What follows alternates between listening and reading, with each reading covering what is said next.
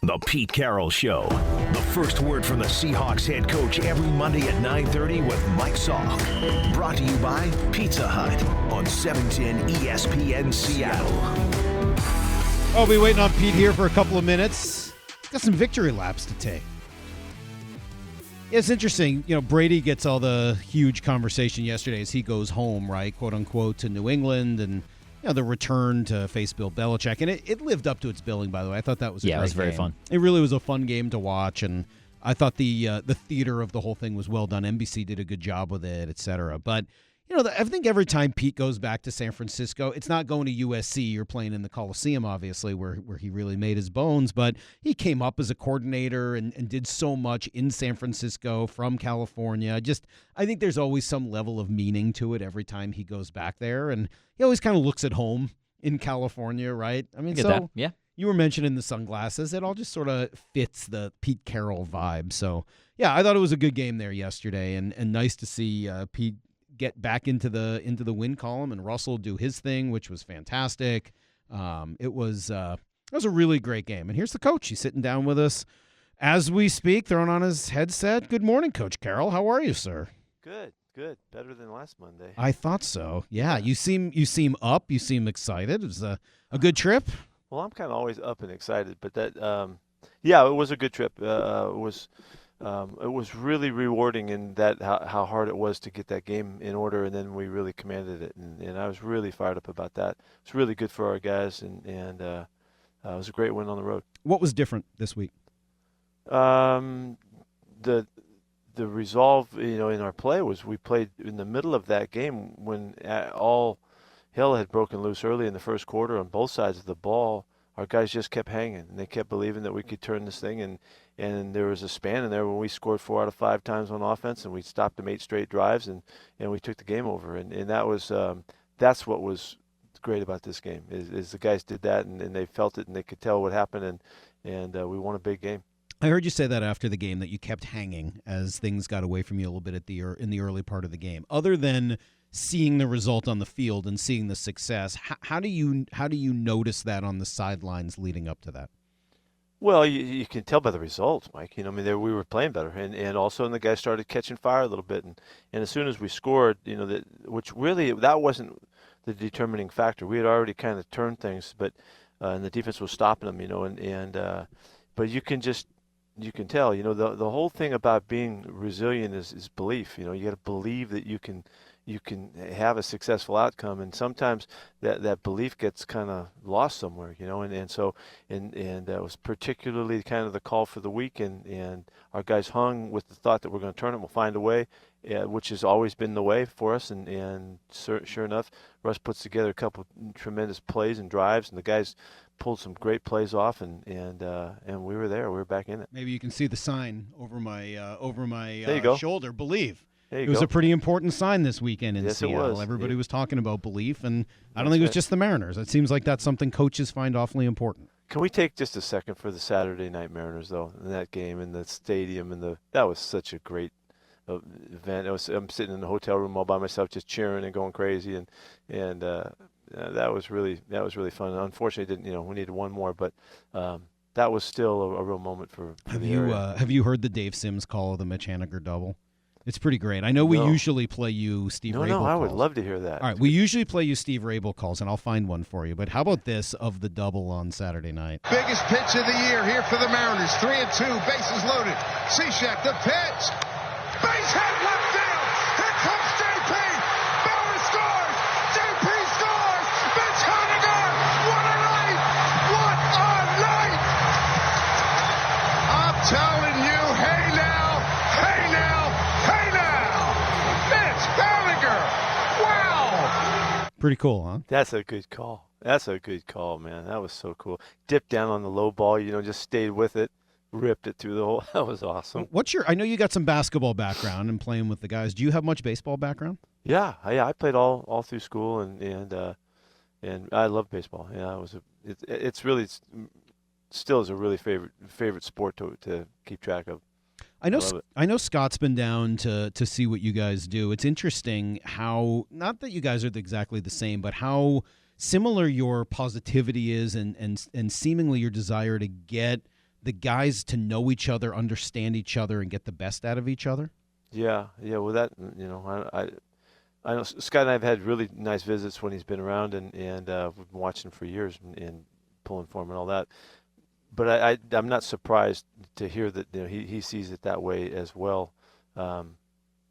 It's an important part of our style, and that's relating to guys and trying to help them find their best, and you got to dive into the relationships to do that. And I know he's more than willing to do that. And it's changed in both sports considerably just in the last decade or two, in terms of being open to being positive instead of just being on guys all the time. Yeah, I think so. No, there's no doubt, and that's just adapting with the times. But it's the right thing, and that way's been around for a long time. Just not very many people have done it. That's for sure. All right. Well, I promised a little Rabel sound. How about this? Yeah. What do you got? In motion is Swain from left to right. Play fake. Look out. Russ tries to spin out of trouble. He does. Looks. He throws it near side. Reaching back, making a catch. Swain. Touchdown. Seahawks. I don't believe it. Russell Wilson, how did you do that? In huge trouble, spins away from the defender and throws a strike to Freddie Swain in the front corner of the end zone. Russell was dead to rights, and yet he fires a shot, and the Seahawks go on top, a 13-yard touchdown laser to Swain. I think it was like a carbon copy of like 10 other Russell Wilson touchdowns over the years, but pretty special yesterday. That was one of those. Yeah, that was a beautiful play. It's a shocking play because he was in such trouble, and it just all of a sudden it's just a touchdown. All of a sudden we're on the board. That was really cool. So what is the reaction on the sidelines, or not necessarily when it happens, but right afterwards, and just what does it do for your group to have him make those plays? Yeah, well, I don't know if it showed up on the broadcast or not, but there must have been a dozen guys that went right to Russell on the field out there just to celebrate the moment of the play and all of that, and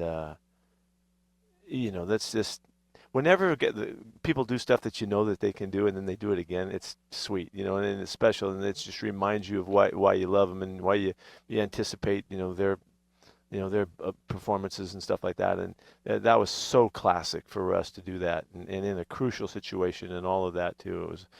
It was just a beautiful thing to celebrate. It was kind of a classic Seahawks win too. A little ugly early, got pretty late, held on for the win. You seem more comfortable.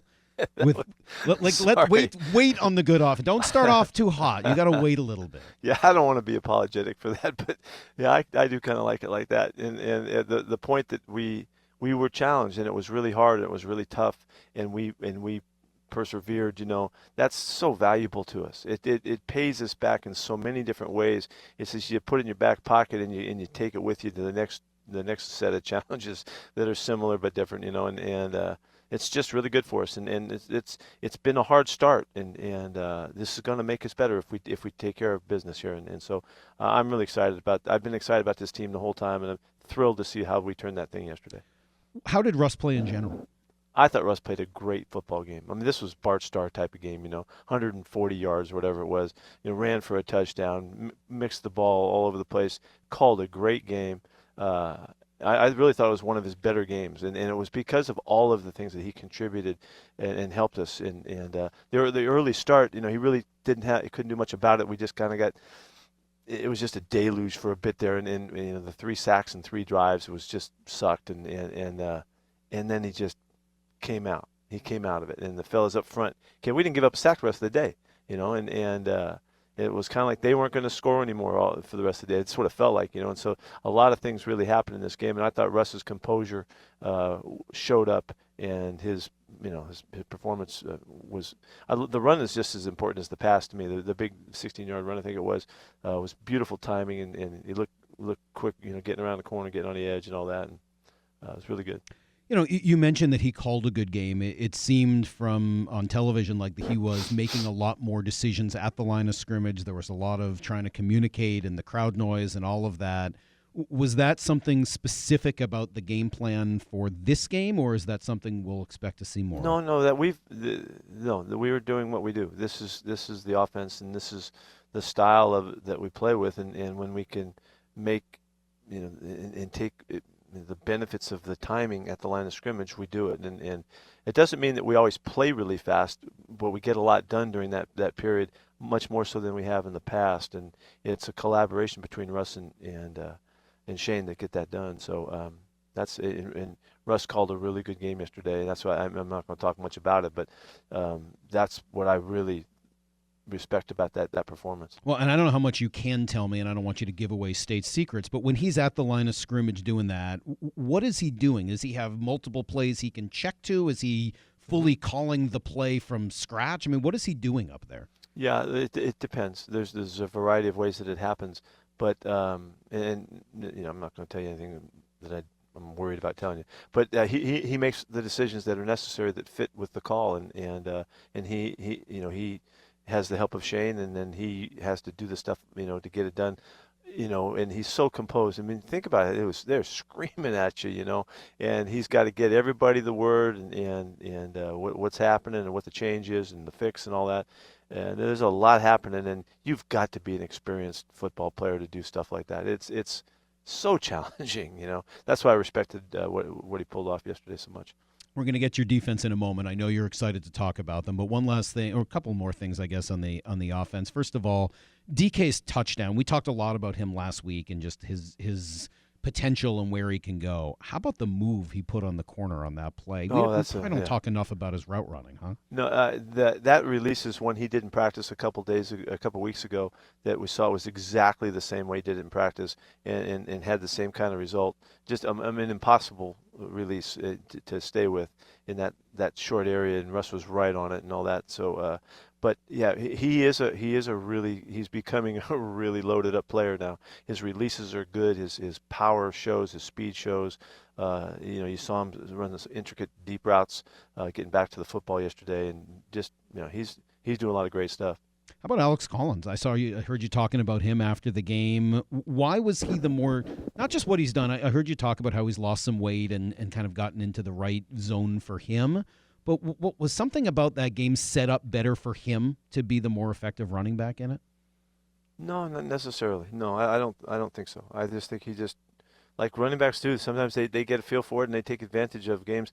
Over the years when they had more than one running back that we were playing with, you didn't know. You couldn't predict what was going to happen. In some games, some guys ran better than others and had a little bit of feel and took advantage of it.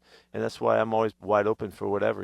I love Chris Carson and everything he brings, and I love what Alex can contribute to. And I have this deep respect for Alex because of his past. Alex has been such a productive football player in his career, that the experience that he's logged, and it allows him to see things and use the footwork that he has, that he demonstrated in the touchdown celebration, as the clogger or whatever he is.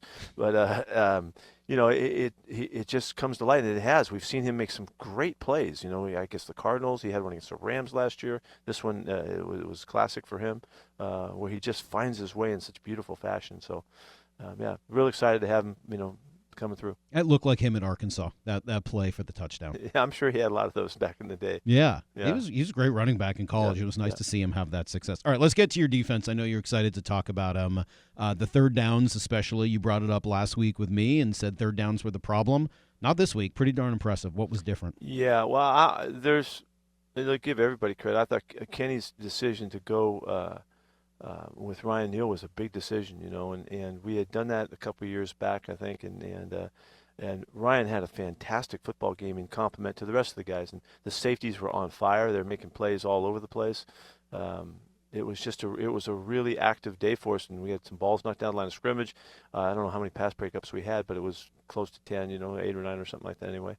And so it was a really well orchestrated day of third down play coverage and rush, combined, and so that's what we're really excited about, and to see the safeties get active and see Diggsy make his plays and Jamal make a couple great hits and get in front of some routes, and of course the third safety in that is Ryan, and Ryan had I think 3 or 4 wins on third down too, so that's a little bit of a statement for us. We're going to stay with him and keep him active and keep him part of it, because he really was a good football player out there. You mentioned it was Ken's decision to go with him. What goes into that decision? What was the thinking behind it? He brought it to me, said we wanted to go with Ryan and play him, knowing that he would wind up a lot with George Kittle, and that would so we'd have a different matchup than the linebacker on him, and it just worked out, and so I was excited about it when he brought it up, and glad that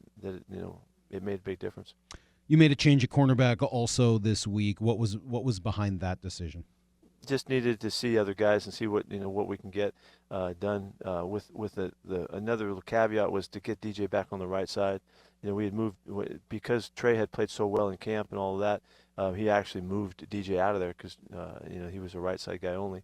And but I don't know. I haven't talked to DJ about this, but I just thought he looked more active on his right side. I think he feels better over there. I know he says that, but I'm anxious to see what he said about yesterday because that was a little bit of a sudden change. It was a good strategic move and it gave Sidney a chance to play on the other side. Sidney had a challenging day.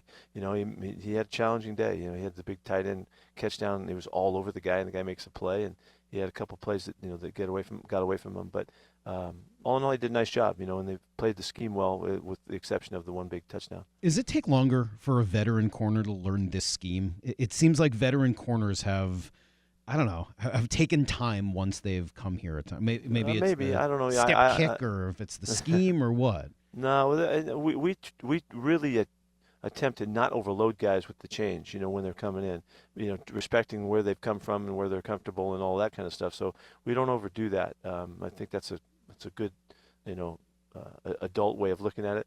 And then we as we go, we help them adapt, and we try to figure out what they do best and really try to bring it to light. And so that's why it took a little bit of time. And we have another guy, Bless Austin is coming on too, and Trey Brown's coming back too. And so there's it's just ongoing, and it's just not settled yet. And I'm like that the guys are competing, and there ain't nothing like competing to bring out the best. So we talked a lot about the scheme last week, and it was really educational. Thanks for bringing us inside the responsibilities of the linebackers and the defensive ends and how it all kind of comes together in pass defense. You got it now, right? Yeah, now I understand it. Yes, yeah. Now I'm ready to take over for Ken. It ain't that big a deal. Yeah.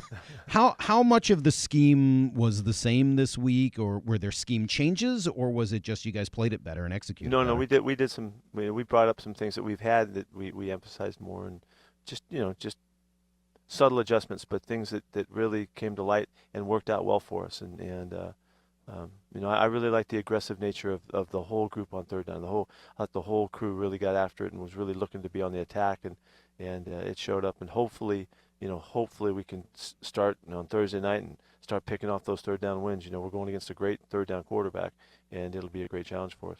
I don't know whether these two things are connected, but you talk about the decision to bring Ryan Neal into the game, et cetera. Does that open up Jamal Adams to be more of an instinctual playmaker? Does it allow him to do more, to have another safety on the field?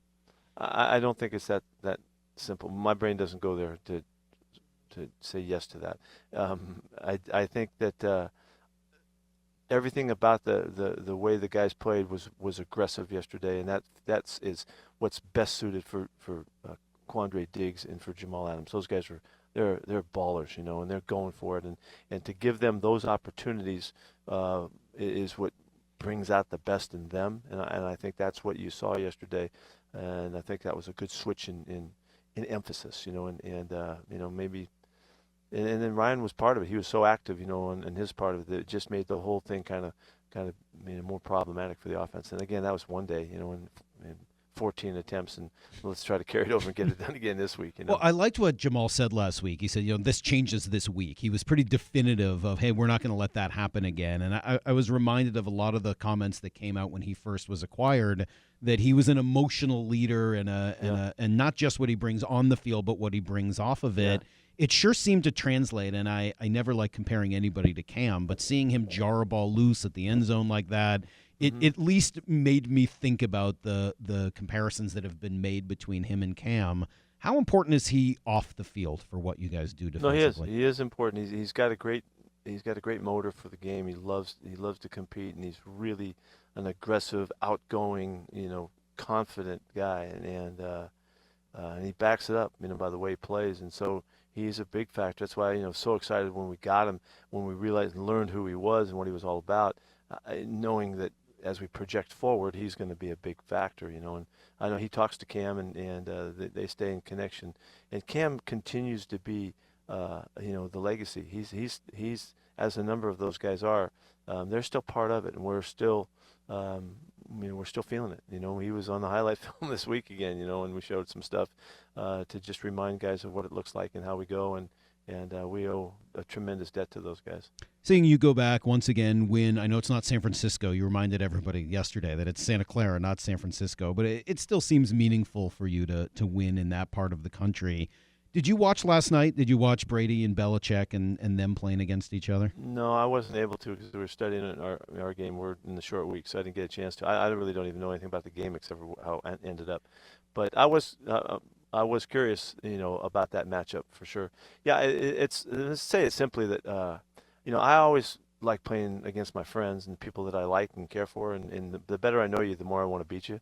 And I don't know what that is, and it's probably a little bit sick, but that's the truth. And so really, it's special to go home and to play there. And to me, it's just personally, it's a personal deal. And I'm real proud that I'm a San Francisco native and all that, and I'm kind of pissed that they're not playing in town, and so, every chance you get, because my dad and I used to go to all the Kezar games, and I don't think we'd have gone if they're in Santa Clara. I don't think I would have missed that whole section of my life with my pops, and so, it's personal. So as it should be. Yeah, well, and then it was interesting watching last night. Obviously, a lot of personal, with Brady and Belichick and all the years there in New England. What did you think when they divorced, essentially, when Brady left last year? I thought it was going to be obvious that him. I have so much respect for the way he's played for so long. I mean, I had no idea he would go to Tampa and do what he did last year. That was just icing on the cake. But he has always been the factor that has just made them so unique, and so is Coach Belichick too. Bill's a remarkable coach, but the two of them together, and really from the defensive side, from the offensive side, you had two great ones, and it played out. And so you separate them, it ain't gonna be the same. That's why it was impressive that Tom was able to go and do so much down there. And so yeah, it's fun to watch this thing unfold. Couple injuries yesterday. Carlos Dunlap, obviously the biggest name that went down. How was he today? He got a sprained toe, turf toe, kind of a classic fashion. So we got to see how he responds. It's going to be hard, by Thursday night, but we'll see. Anyone else you're hoping to get back this week? Yeah, it'd be nice to see Gerald come back into it. I don't know if there's enough time to get that done. Gerald Everett, we'll see. A couple guys got banged. Penny Hart and Cody Barton, they got banged a little bit. It might be.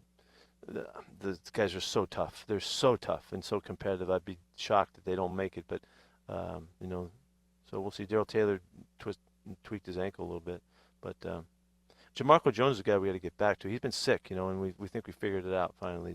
Good. The docs were real happy about that. They got the source of it. So I think we'll get D. Eskridge back this week also. I don't know that. But he's got to include some more testing that we understand to make sure that he's okay. He looked great in practice. He just didn't feel well after the practice, and so that's why we had to chill him out a little bit. So we'll see. This Thursday thing happens so fast, so it's hard to tell. Brandon Shell will come back to practice, and we'll see if he can make it back. Thursday Night Football. You like a primetime game at home in Seattle. There's a lot of good memories and a lot of weird games associated with that. Yeah, let's have another one.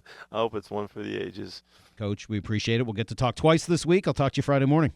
Got it. All right, guys. There you go. There's Pete Carroll every single day after the game, 9:30 with Coach Carroll. And talked a lot about his team's resolve, talked a lot about and threw some credit at Ken Norton for the decision made on Ryan Neal. I don't think that's an accident for Pete to mention Ken Norton after some of the grief he took last week, some small scheme changes, and overall, they just played better. So great win for the Seahawks. We'll be back to talk a lot more about them tomorrow, about the finale of the Mariners.